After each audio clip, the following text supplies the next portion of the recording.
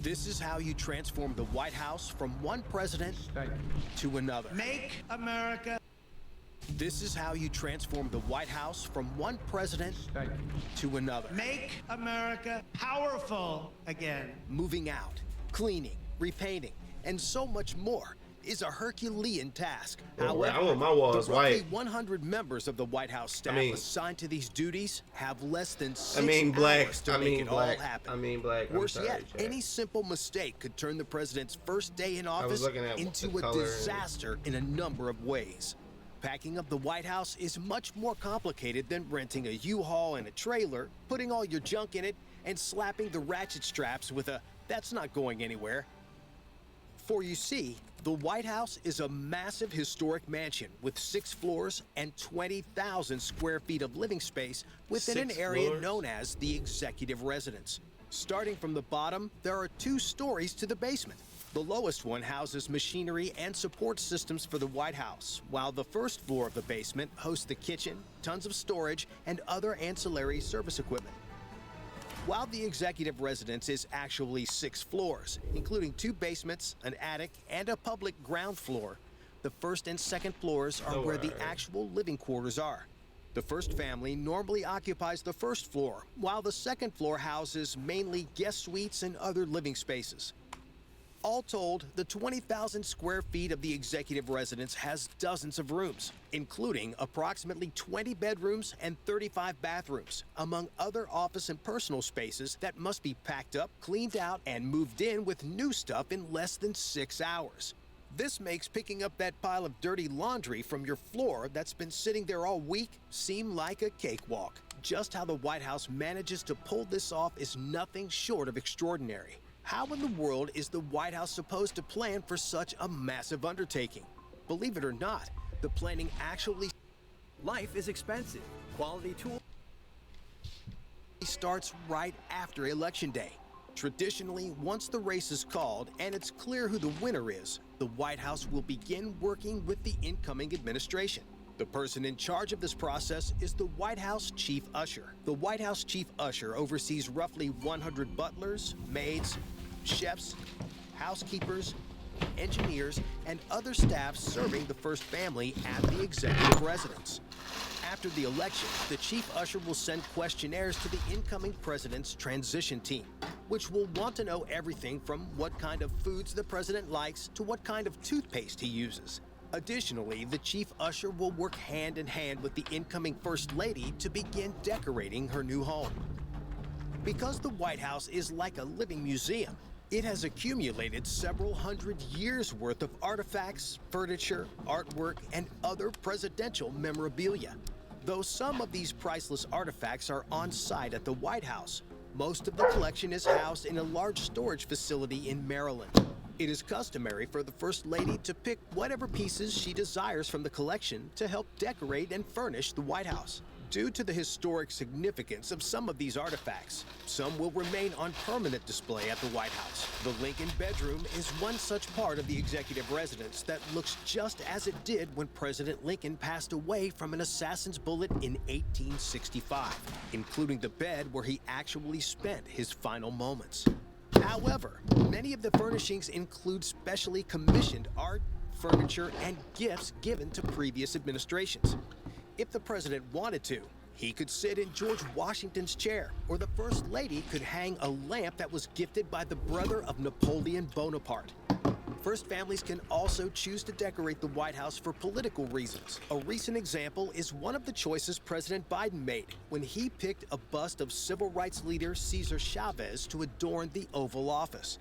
He specifically chose this bust since Chavez was a key figure of the Hispanic population.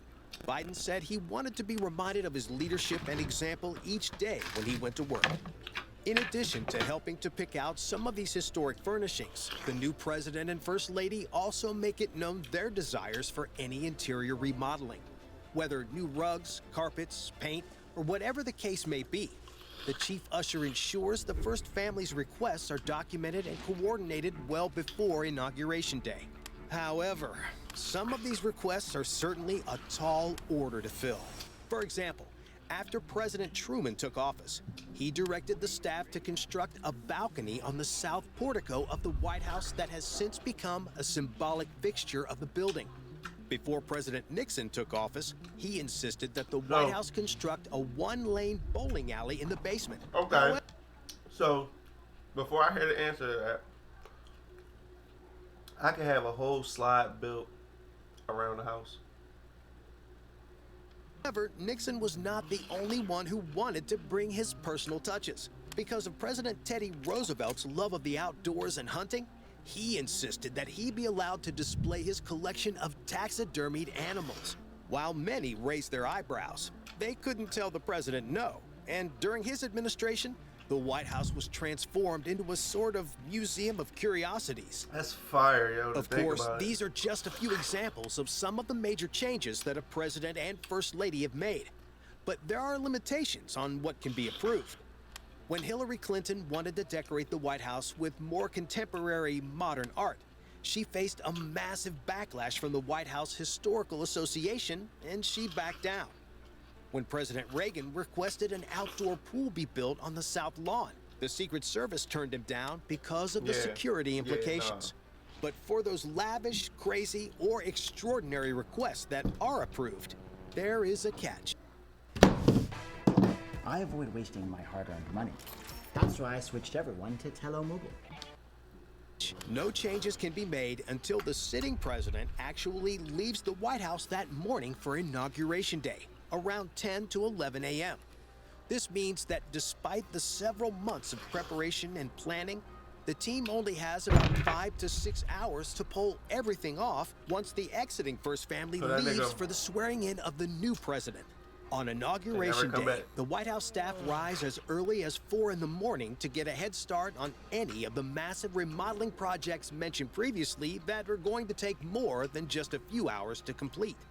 The White House usher will also ensure people are assigned to other projects that may take longer to accomplish, like repainting rooms or changing out flooring. However, most of the staff will rise at their normal time, so they can prepare for a White House tradition on a president's last day in office. As part of this tradition, all of the White House staff gather with the president and first lady to formally say goodbye. As the president and first lady make their rounds, they often exchange words of encouragement or short stories of their fond memories with the staff as they have become a part of their larger family. At the end of the ceremony, the chief usher will present a gift to the president handcrafted in the White House's woodwork shop. The gift consists of 2 American flags in handmade cases. These flags were flown on his first full day and last full day in office. At the conclusion of this ceremony, the first family then leaves for the inauguration. And as they do, an army of staff begins packing up everything inside. Because of security concerns, outside movers aren't allowed inside the White House. This is a real problem, considering that massive pieces of furniture weighing hundreds of pounds, large mattresses, and ornate decorations, along with all the family's personal belongings, need to be packed up and moved. Any wrong move during this part could damage priceless artifacts that are literally irreplaceable. But to get around the security concerns so these items don't go missing, the entire staff comprises the army of movers needed to pack up, haul down, and load the trucks on the south lawn of the White House. These trucks, with one being empty and one being... I gotta wash my hands and shit.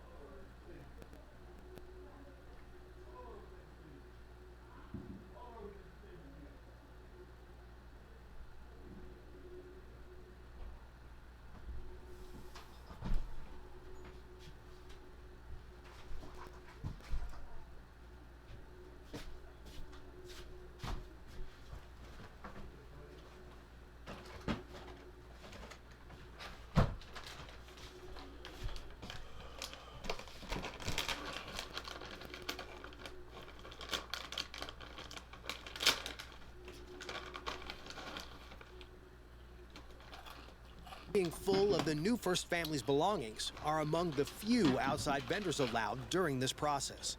Although there are some very interesting knickknacks and artifacts families can use to decorate the home, these must all be turned back over to special antique movers since they are property of the U.S. government.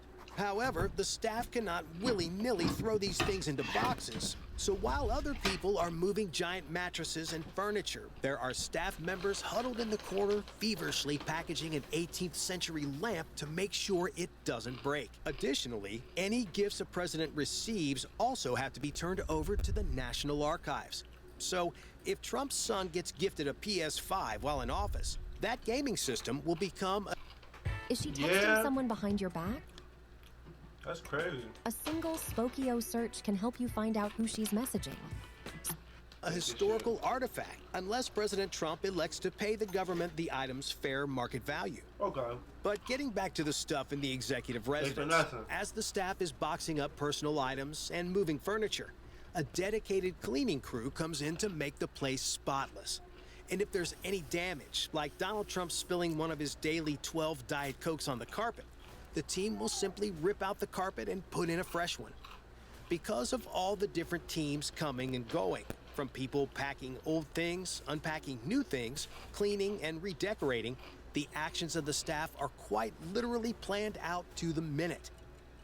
And as the clock continues to run out, the staff are on a strict timetable to ensure the rest of the Inauguration Day's activities go off without a hitch. The last thing they want is for the first family to be awkwardly waiting on the front porch to be let in as the staff are still putting everything together. But as all of this is happening, another aspect of the White House makeover that goes down at the inauguration could, if done incorrectly, end America as we know it. Whenever you see the president traveling out and about, you often see a sharply dressed military officer close behind, holding a big black briefcase. And I know you're all wondering what all is in it. And no, it's not a meme generation machine Trump uses for his best buddy Elon. Instead, it's actually the key to America's nuclear arsenal. Known as the nuclear football, this briefcase actually holds a robust communication suite, as well as the verification codes the president needs to verify his identity if he ever decides to use nuclear weapons. Because a potential nuclear attack could come at any time, the nuclear football goes anywhere the president goes, including on Inauguration Day. But how exactly are the keys to America's deadliest weapons turned over on that momentous day? As soon as the clock strikes noon, the military officer currently holding the football will merely place it in the hands of the new officer appointed to carry it by the new president. Although the two officers will hide this act discreetly behind one of the pillars behind the president as he is speaking, this symbolic gesture plays a critical role that, if done at the wrong time, could leave America unable to defend itself from a nuclear attack on this day. However, for the White House, handing over the nuclear football is arguably the least difficult task of the day. Back at the executive residence, the staff is still hurriedly working to make sure all the renovations are complete and the new First Family's things are moved in before the 5 o'clock deadline after the inauguration parade. Once all the heavy lifting, including moving furniture and priceless artwork, cleaning, and any renovations or repairs are done, the task now comes down to turning the White House into a home for the new First Family. Remember that questionnaire the White House chief usher sends the new family? This is now when this comes into play. Throughout the White House, the staff is busy personalizing everything. For example, Obama wanted a new shower head installed in his bathroom and a swing set for his kids to play on. The staff ensures every desire is met, regardless of what the president and his family ask for, whether it be their favorite shampoo, towels, bed sheets, foods, or whatever else they want. As the staff continue to finish their preparations, the new president and his family return to the White House to begin the inaugural dinner, followed by the inaugural ball. However, even at this late stage, mistakes can happen. One famous incident was when President Bill Clinton first took office. On that day, during the chaos of the move, someone accidentally misplaced Hillary Clinton's ball gown in their daughter Chelsea's room. Well, after 15 minutes of panic, the staff found the dress and ensured that Hillary would not need to go out in her birthday suit for the ball. Thankfully, mistakes like this are few and far between thanks to the staff's dedication, speed, and desire to serve the president I know, regardless right? of political party. If I was the president and shit,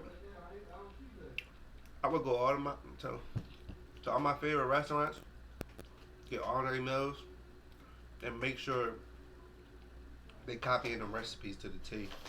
Like, no bullshit. Like Jamaican food. Go to that specific Jamaican spot.